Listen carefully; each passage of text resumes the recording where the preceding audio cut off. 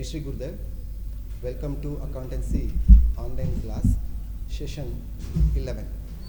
So in this class we shall discuss the guarantee of profits to a partner. So previous session ಅಲ್ಲಿ ನಾವು profit and loss appropriation account ಮಾಡೋದು ಹೇಗೆ ಅನ್ನೋದ್ರ ಬಗ್ಗೆ discuss ಮಾಡಿದ್ವು. ಅಂದರೆ ಪ್ರಾಫಿಟ್ ಆ್ಯಂಡ್ ಲಾಸ್ ಅಪ್ರಾಪ್ರಿಯೇಷನ್ ಅಕೌಂಟ್ನಲ್ಲಿ ಡೆಬಿಟ್ ಐಟಮ್ಸ್ ಮತ್ತು ಕ್ರೆಡಿಟ್ ಐಟಮ್ಸ್. ಅಂದರೆ debit items for example debit items ಅಂದರೆ interest on capital, then salary, all ಟುಗೆದರ್ಲಿ remunerations, and then credit items such as interest on drawings. ಇದ್ರ ಬಗ್ಗೆ ನಾವು ಡೀಟೇಲಾಗಿ ಡಿಸ್ಕಸ್ ಮಾಡಿದ್ವು. ಅದು ಹೇಗೆ ನಾವು ಪ್ರಾಫಿಟ್ ಆ್ಯಂಡ್ ಲಾಸ್ ಅಪ್ರಾಪ್ರಿಯೇಷನ್ ಅಕೌಂಟ್ನ ಪ್ರಿಪೇರ್ ಮಾಡಬೇಕು ಅಂತ. ಜೊತೆಗೆ ದ ಅವೈಲಬಲ್ ಪ್ರಾಫಿಟ್ಸ್ನ ಯಾವ ಥರ ಅಪ್ರಾಪ್ರಿಯೇಟ್ ಮಾಡಿ ಅದನ್ನು ಪಾರ್ಟ್ನರ್ಸ್ ಕ್ಯಾಪಿಟಲ್ ಅಕೌಂಟ್ಗೆ ಯಾವ ಥರ ನಾವು ಟ್ರಾನ್ಸ್ಫರ್ ಮಾಡಬೇಕು ಅನ್ನೋದ್ರ ಬಗ್ಗೆ ಡಿಸ್ಕಸ್ ಮಾಡಿದ್ವಿ. Okay, and then debit items accounting entries ಹೇಗೆ ಬರುತ್ತೆ ಅಂದರೆ, ಒಂದು ಪ್ರಾಫಿಟ್ ಆ್ಯಂಡ್ ಲಾಸ್ ಅಪ್ರಾಪ್ರಿಯೇಷನ್ ಅಕೌಂಟಲ್ಲಿ ಡೆಬಿಟ್ ಸೈಡ್ ಅಷ್ಟು ಐಟಮ್ಸು ಕಂಟೆಂಟ್ಸು ರೆಕಾರ್ಡ್ ಆಗಬೇಕು ಅಂದರೆ ಅದರ ಟ್ರಾನ್ಸ್ಫರಿಂಗ್ ಎಂಟ್ರೀಸು ಹೇಗಿರಬೇಕು ಅನ್ನೋದ್ರ ಬಗ್ಗೆ ನಾವು ಡಿಸ್ಕಸ್ ಮಾಡಿದ್ದು ಪ್ರೀವಿಯಸ್ ಸೆಷನ್ಸಲ್ಲೆಲ್ಲ. ಅದೇ ಥರ ಕ್ರೆಡಿಟ್ ಐಟಮ್ಸಲ್ಲೂ ಅಷ್ಟೇ ನಾವು ಆ particular transaction profit and loss appropriation account credit side ಯಾಕೆ ಬರುತ್ತೆ, ಜೊತೆಗೆ ಅದು ಕ್ರೆಡಿಟ್ ಸೈಡ್ ಬರಬೇಕು ಅಂದರೆ ಯಾವ ಥರ ಟ್ರಾನ್ಸ್ಫರಿಂಗ್ ಎಂಟ್ರೀಸ್ ಇರಬೇಕು ಅನ್ನೋದನ್ನು ಸಹ ನಾವು ಪ್ರೀವಿಯಸ್ ಸೆಷನಲ್ಲಿ ಡಿಸ್ಕಸ್ ಮಾಡಿದ್ದೀವಿ. ಓಕೆ, ಸೊ ಇವತ್ತಿನ ಕ್ಲಾಸ್ನಲ್ಲಿ guarantee of profits to a partner ಅನ್ನೋ ಒಂದು ಕಾನ್ಸೆಪ್ಟನ್ನ ನಾವು ಇಟ್ಕೊಂಡು profit and loss appropriation account previous ಕ್ಲಾಸ್ನಲ್ಲಿ ಮಾಡಿದ ಪ್ರಾಫಿಟ್ ಆ್ಯಂಡ್ ಲಾಸ್ ಅಪ್ರಾಪ್ರಿಯೇಷನ್ ಅಕೌಂಟ್ಗೂ ಈಗ ಮಾಡೋ ಪ್ರಾಫಿಟ್ ಆ್ಯಂಡ್ ಲಾಸ್ ಅಪ್ರಾಪ್ರಿಯೇಷನ್ ಅಕೌಂಟ್ಗೂ ಏನೊಂದು ಸ್ಲೈಟ್ ಚೇಂಜಸ್ ಆಗುತ್ತೆ ಅದ್ರ ಬಗ್ಗೆ ನಾವು ಡಿಸ್ಕಸ್ ಮಾಡೋಣ. ಓಕೆ, ಈ guarantee of profits to a partner, before that ನಾವು ಇಲಸ್ಟ್ರೇಷನ್ನ ಡಿಫೈನ್ ಮಾಡೋಕ್ಕಿಂತ ಮುಂಚೆ ಈ ಗ್ಯಾರಂಟಿ ಆಫ್ ಪ್ರಾಫಿಟ್ಸ್ ಅನ್ನೋದನ್ನು ಅದು ಏನು, what you mean by the guarantee of profits ಅನ್ನೋದನ್ನು ಇಲಸ್ಟ್ರೇಟ್ ಮಾಡೋಕ್ಕೆ ಒಂದು ಎಕ್ಸಾಂಪಲ್ ತೊಗೊಂಡು ಇಲಸ್ಟ್ರೇಟ್ ಮಾಡೋಣ. Okay, assume A and B are partners. A and B are partners. ಹೌದಾ, ಇವರಿಬ್ಬರು ಪಾರ್ಟ್ನರ್ಸ್.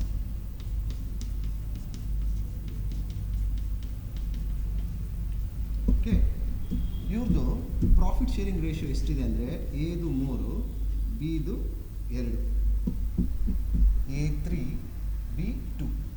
3:2 ಅಂತ ಹೇಳಿದ್ರೆ ₹5 ಲಾಭ ಬಂದರೆ ₹3 A ತೊಗೊಂಡೋಗ್ತಾನೆ, ₹2 B ತೊಗೊಂಡೋಗ್ತಾನೆ.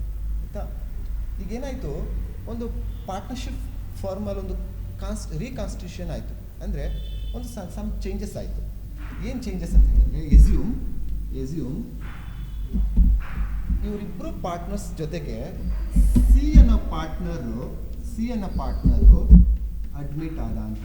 Admitted, C is admitted to the partnership firm. You know, A and B already they are partners in a firm. Okay, C is newly admitted to the partnership firm. Now the partnership firm partners are A, B, C. His profit sharing ratio is 1, which means 3:2:1. C 3:2:1. ಅಂದರೆ ಈಗ C ಬಂದ ತಕ್ಷಣ automatically changes ಆಗಬೇಕಲ್ಲ. C ಬಂದ ತಕ್ಷಣ ಏನಾಗುತ್ತೆ, C ಅವನು ಬಂಡವಾಳ ತರ್ತಾನೆ, ಹೌದಾ, ಅವನಲ್ಲಿರೋ ಮ್ಯಾನೇಜರ್ ಸ್ಕಿಲ್ಸ್ ತರ್ತಾನೆ.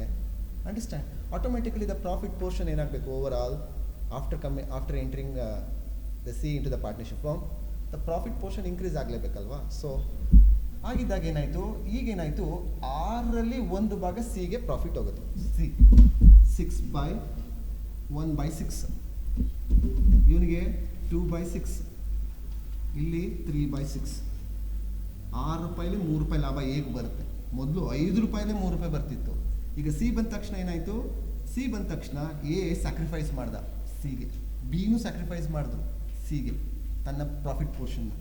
ಸೊ ನೋಡಿ, 3/5 is more than 3/6. Okay, 2/5 is more than 2/6. Okay, 1/6. Okay, so the profit sharing ratio is now 3:2:1. C admit ಆದ ತಕ್ಷಣ ಪಾರ್ಟ್ನರ್ಶಿಪ್ ಫಾರ್ಮ್ಗೆ ಈ ಇಬ್ಬರು ಪಾರ್ಟ್ನರ್ಸು ಏನು ಮಾಡ್ತಾರೆ, ತನ್ನ ಒಂದು ಪ್ರಾಫಿಟ್ ಪೋರ್ಷನ್ನ, ದ ಪರ್ಸೆಂಟೇಜ್ ಆಫ್ ಪ್ರಾಫಿಟ್ ಪೋರ್ಷನ್ನ ಸ್ಯಾಕ್ರಿಫೈಸ್ ಮಾಡ್ತಾರೆ ಸಿ. ಇದು ಒಂದು ಸಿಚುವೇಶನ್. ಈಗ ಈ ಸಿಚುವೇಶನಲ್ಲಿ C will demand, C admission ಆಗೋ ಟೈಮ್ನಲ್ಲಿ ಸಿ ಡಿಮ್ಯಾಂಡ್ ಮಾಡ್ತಾನೆ ಯಾರನ್ನ, ಫರ್ಮ್ನ. ಇನ್ ಕೇಸ್ ಲಾಸ್ ಆದರೆ ಫ್ಯೂಚರ್ನಲ್ಲಿ ನಾನು ಅಡ್ಮಿಷನ್ ಆದಮೇಲೆ ಲಾಸ್ ಆಗೋ ಚಾನ್ಸಸ್ಸು ಇರುತ್ತೆ. ಆವಾಗ ನಾನು ಲಾಸು ಶೇರ್ ಮಾಡ್ಕೋಬೇಕಾಗತ್ತೆ, ರಿಸ್ಕ್ ಇದೆ. ಸೊ ಸಿ ಏನು ಮಾಡ್ತಾನೆ, ಡಿಮ್ಯಾಂಡ್ ಮಾಡ್ತಾನೆ ಯಾರನ್ನ, ಫರ್ಮ್ನ ಡಿಮ್ಯಾಂಡ್ ಮಾಡಬೇಕು. Firm is an artificial person.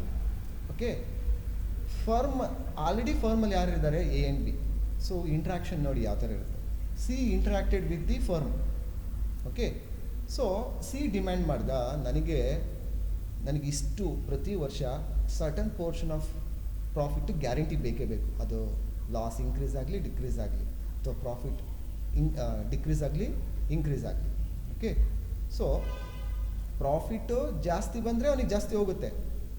ಆದರೆ ಮಿನಿಮಮ್ ಅಮೌಂಟ್ ಅವನಿಗೆ every year minimum amount of profits ಅವನಿಗೆ ಕೊಡಲೇಬೇಕು.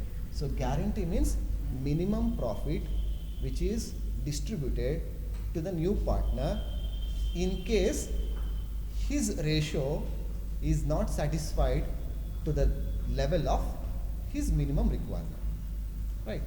So ಏನಾಯಿತು, C demand minimum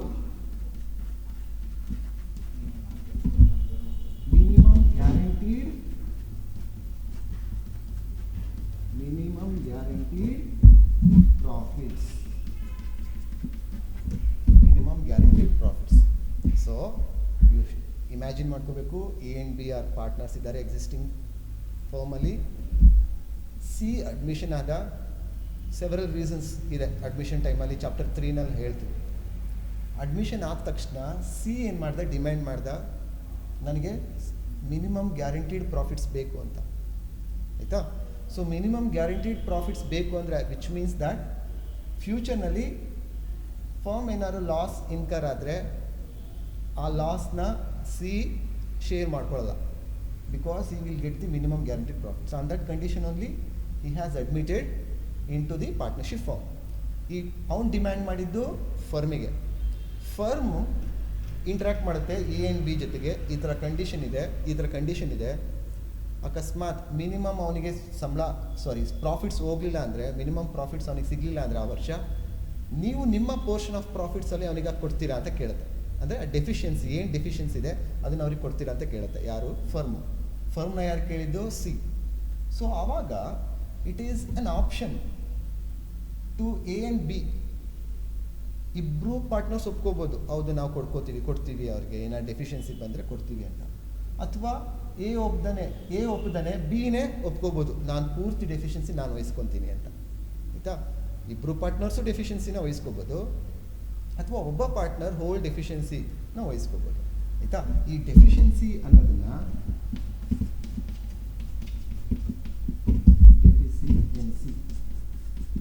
deficiency is nothing but shortage of profits ಅಂತ. ಅಂದರೆ ಫಾರ್ ಎಕ್ಸಾಂಪಲ್ ಇವನಿಗೆ ಮಿನಿಮಮ್ 8,000 ರೂಪಾಯಿ ಪ್ರಾಫಿಟ್ಸ್ ನಾವು ವರ್ಷ ಕೊಡ್ತೀವಿ ಅಂತ ಹೇಳಿರ್ತಾರೆ ಅಂದ್ಕೊಳ್ಳಿ.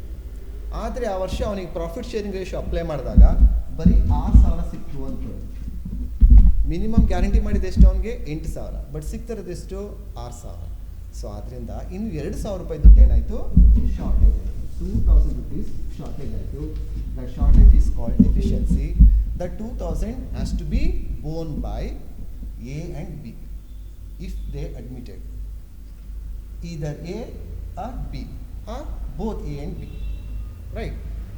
Let us work out the problem in order to illustrate all these theories. Okay?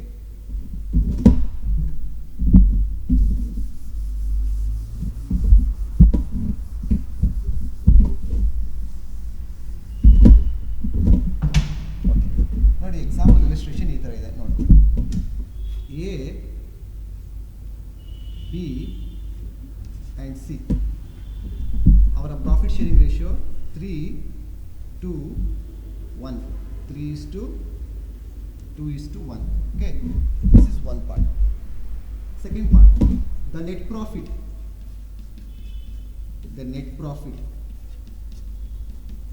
during the period, assume rupees 36,000. Okay, 36,000. So ನಿಮ್ಮ ಹತ್ರ ಈಗ ಎರಡು ಸ್ಟ್ಯಾಟಿಸ್ಟಿಕ್ಸ್ ಇದೆ. ಒಂದು net profit during the year ಇದೆ, ಎ ಬಿ ಸಿದು ಪ್ರಾಫಿಟ್ ಶೇರಿಂಗ್ ರೇಷಿಯೋ ಇದೆ, ಇಷ್ಟೇ ಇದೆ ಅಂದ್ಕೊಳ್ಳಿ. ಇವಿಷ್ಟು ಇನ್ಫಾರ್ಮೇಷನ್ ತಗೊಂಡು ನಾವು profit and loss appropriation account ಮಾಡಬೇಕು. ಡೆಫಿಷಿಯನ್ಸಿ ಇದ್ದರೆ ಅದನ್ನು ಡೆಫಿಷಿಯನ್ಸಿನ ಎ ಆ್ಯಂಡ್ ಬಿ ಏನು ಮಾಡಬೇಕು, ಅದನ್ನು ಫುಲ್ಫಿಲ್ ಮಾಡಬೇಕು. Okay, so let us start to prepare the profit and loss appropriation account.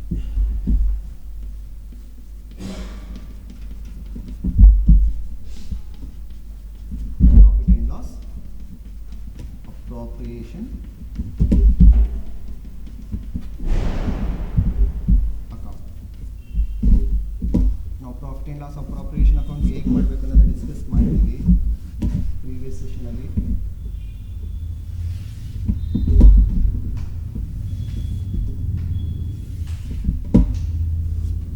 ನೋಡಿ, ಇಲ್ಲಿ ನೆಟ್ ಪ್ರಾಫಿಟ್ ಕೊಟ್ಟಿದ್ದೀನಲ್ಲ, ಇದು ಪ್ರಾಫಿಟ್ ಆ್ಯಂಡ್ ಲಾಸ್ ಅಕೌಂಟಲ್ಲಿರೋ net profit. So partnership firm ಅಂತ ಬಂದಾಗ trading and profit and loss account, profit and loss appropriation account. So 3 part ಬರುತ್ತೆ ಅಂತ previous ಸೆಷನಲ್ಲಿ ಡಿಸ್ಕಸ್ ಮಾಡಿದ್ದೀನಿ. ಗ್ರಾಸ್ ಪ್ರಾಫಿಟ್ಟು ಅದು ಫಾರ್ವರ್ಡ್ ಆಗೋದು ಪ್ರಾಫಿಟ್ ಆ್ಯಂಡ್ ಲಾಸ್ ಅಕೌಂಟ್ಗೆ, ಪ್ರಾಫಿಟ್ ಆ್ಯಂಡ್ ಲಾಸ್ ಅಕೌಂಟಲ್ಲಿರೋ ನೆಟ್ ಪ್ರಾಫಿಟ್ಟು ಫಾರ್ವರ್ಡ್ ಆಗೋದು ಪ್ರಾಫಿಟ್ ಆ್ಯಂಡ್ ಲಾಸ್ ಅಪ್ರಾಪ್ರಿಯೇಷನ್ ಅಕೌಂಟ್ಗೆ. ಸೊ ನಾವೇನು ಮಾಡಬೇಕೀಗ, by net profit brought down. Okay, ಇದು ಎಲ್ಲಿಂದ ಬಂದಿದೆ ಫಿಗರು? ಈ particular amount it has come from the profit and loss account. So 36,000. Okay, ಈಗ ಪ್ರಾಫಿಟ್ 36,000 ಬಂದಿದೆ. ಇದರಲ್ಲಿ ಯಾವುದೇ ರೀತಿ ಅಪ್ರಾಪ್ರಿಯೇಷನ್ ಮಾಡೋವಂಥ ಎಕ್ಸ್ಪೆನ್ಸಸ್ ಇಲ್ಲ ಅಂದ್ಕೊಳ್ಳಿ. ಅಂದರೆ expenses means interest on capital, salary, any other remuneration, any other expenses which is in the form of remuneration ಯಾವುದೂ ಇಲ್ಲ ಅಂದ್ಕೊಳ್ಳಿ. ಸೊ ಅಲ್ಟಿಮೇಟಾಗಿ ಏನು ಪ್ರಾಫಿಟ್ಸ್ ಬಂದಿದೆ ಅದನ್ನು ಪಾರ್ಟ್ನರ್ಸ್ಗೆ ನಾವು ಹಂಚಬೇಕು as per their profit sharing ratio ಅಂದ್ಬಿಡೋಣ.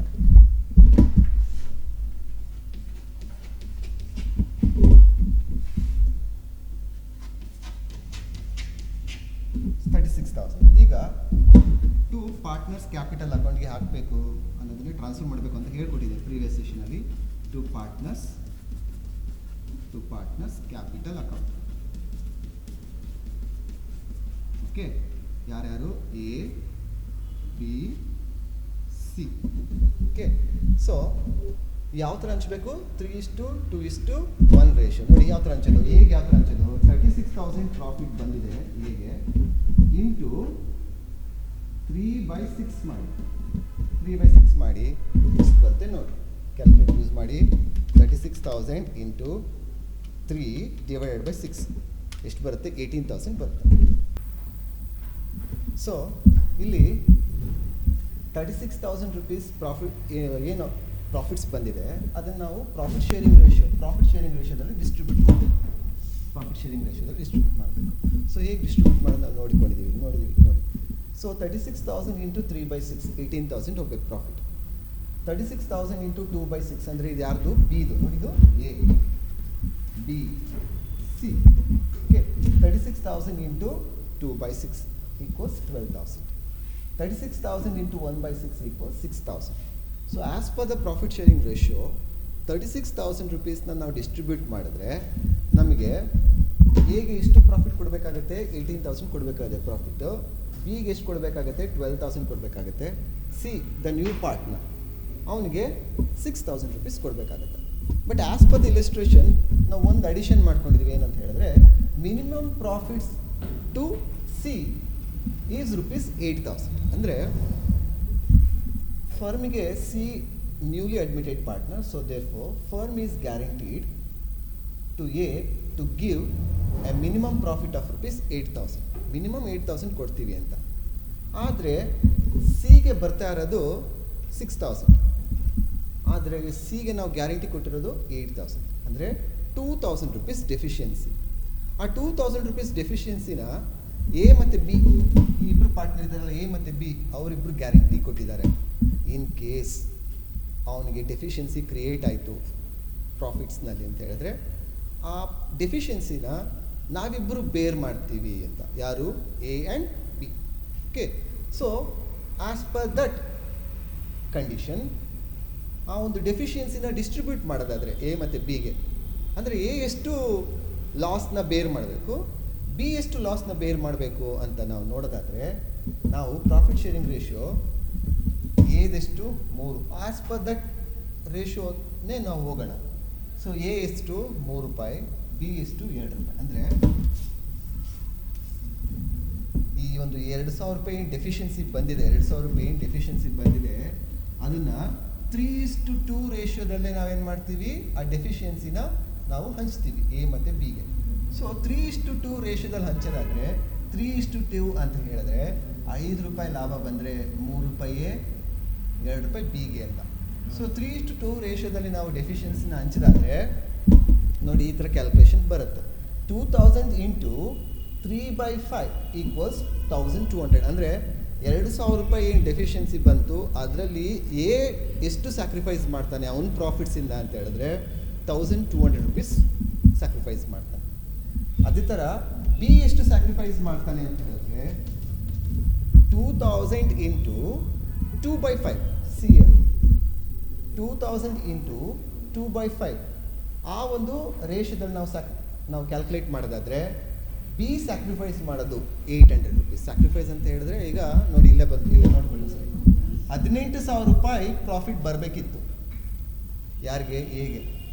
Due to the deficiency of ₹2,000 his profit has comes down to ₹16,800.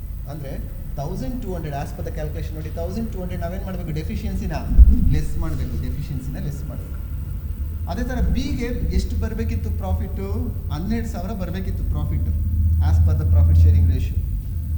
ಆದರೆ due to the deficiency of ₹2,000 ಆ 2,000ಅಲ್ಲಿ ₹800 ಡೆಫಿಷಿಯನ್ಸಿ ಇವನು ವಹಿಸ್ಕೊಂಡಿದ್ದಾನೆ. ಅಂದರೆ ಇವನು ಪ್ರಾಫಿಟ್ನಲ್ಲಿ ₹800 ಕಟ್ಟಾಯಿತು ನೋಡಿ, ಡೆಫಿಷಿಯನ್ಸಿ ₹800 ಕಟ್ಟಾಯಿತು. ಹಾಗಾದರೆ his profit has comes down to 11,200. Right. ಸಿಗೆ profit sharing ratio ಪ್ರಕಾರ ಎಷ್ಟು ಬರ್ತಿತ್ತು, 6,000 ಬರ್ತಿತ್ತು. ಈಗ ಎ 1,200 ಬಿಟ್ಕೊಟ್ಟಿದ್ದಾನೆ, ಬಿ 800 ಬಿಟ್ಕೊಟ್ಟಿದ್ದಾನೆ. ಎಷ್ಟಾಯಿತು, 2,000 ಆಯಿತು. 6,000ಕ್ಕೆ 2,000 ಕೂಡಿಸಿದ್ರೆ 8,000 ಬಂತು. ಸೊ ಸಿಗೆ ಕೊಡಬೇಕಾಗಿತ್ತು ₹8,000 ಪ್ರಾಫಿಟ್ನ ಕೊಟ್ಟಾಗಿದೆ. ಸೊ ಈ ಡೆಬಿಟ್ ಸೈಡು 16,800, 11,200, 8,000 ಕೂಡಿಸಿದ್ರೆ 36,000 ಪ್ರಾಫಿಟ್ಟು ಬರಬೇಕು. ಓಕೆ, ಕೂಡಿಸಿ ನೋಡಿ, ಕ್ರಾಸ್ ಚೆಕ್ ಮಾಡಿ. 16,800 ಪ್ಲಸ್ 11,200 ಪ್ಲಸ್ 8,000. ಓಕೆ, ಅಥವಾ ಈ ಥರನೂ ಕೂಡಿಸ್ಬೋದು. 16,800ಕ್ಕೆ ₹200 ಸೇರಿಸಿದ್ರೆ 17,000, 17,000ಕ್ಕೆ 11,000 ಸೇರಿಸಿದ್ರೆ 28,000, 28,000ಕ್ಕೆ 8,000 ಸೇರಿಸಿದ್ರೆ 36,000. ಅಂಡರ್ಸ್ಟ್ಯಾಂಡ್? ಸೊ ಈ ಒಂದು ಪ್ರಾಬ್ಲಮ್ ಸಹ ತುಂಬ ಇಂಪಾರ್ಟೆಂಟ್, ಯಾಕೆಂದರೆ 6 ಮಾರ್ಕ್ಸಿಗೆ ಬರುತ್ತೆ. ಗ್ಯಾರಂಟೀಡ್ ಪ್ರಾಫಿಟ್ಸ್ ಇದ್ದಾಗ profit and loss appropriation upon ಮಾಡೋದು ಹೇಗೆ. ಇಲ್ಲಿ ಯೂಶ್ವಲ್ ಆಗಿ the expenses related to the owner such as interest on capital and then remunerations ಅದು ಬರಲ್ಲ ಈ ಒಂದು ಕ್ಯಾಟಗರಿ ಆಫ್ ಇಲಸ್ಟ್ರೇಷನ್ಸಲ್ಲಿ. ಓಕೆ, ಸೊ ಇದನ್ನು ಹೆಚ್ಚು ಗಮನ ಕೊಡಿ. ಕಮೆಂಟ್ ಸೆಕ್ಷನಲ್ಲಿ ಏನೇ ಇದ್ರೂ ಕಮೆಂಟ್ ಮಾಡಿ. So thank you for watching this session.